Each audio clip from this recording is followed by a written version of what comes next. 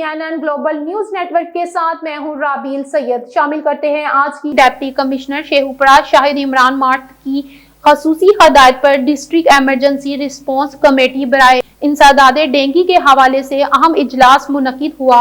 Additional deputy commissioner revenue Usman चैलिस ने इजलास की सदारत की। इजलास में CEO health doctor Sadiq Baloch, deputy director college, district emergency officer rescue 1122, deputy director माहौलियात समेत दीगर तमाम महकमों के अफसरान ने इजलास में शिरकत की। इजलास में महकमा सेहत की जानिब से इंसदादे डेंगू सरगर्मियों, आगाही section, third party validations, mobile users लावार की निशानदही के लिए लेबोरेटरीज में टेस्ट के लिए भिजवाए जाएंगे। नमूने जात आउटडोर इंडोर सर्विसेज बारे तफसीली ब्रीफिंग दी गई। Additional deputy commissioner revenue Usman चैलिस ने इंसदाद दहशतगर्दी के पेश नजर तमाम महकमों की कारकर्दगी का जायजा लेते हुए कहा कि डेंगू लावा की अफजाइश गाहें हरगिज नहीं होनी चाहिए, जिसके लिए मुतलका अफसरान फील्ड में नजर आए और साजगार मकामात को बार बार चेक करके केमिकल ट्रीटमेंट की जाए। सुस्ती या अदम तवज्जो की कोई गुंजाइश नहीं।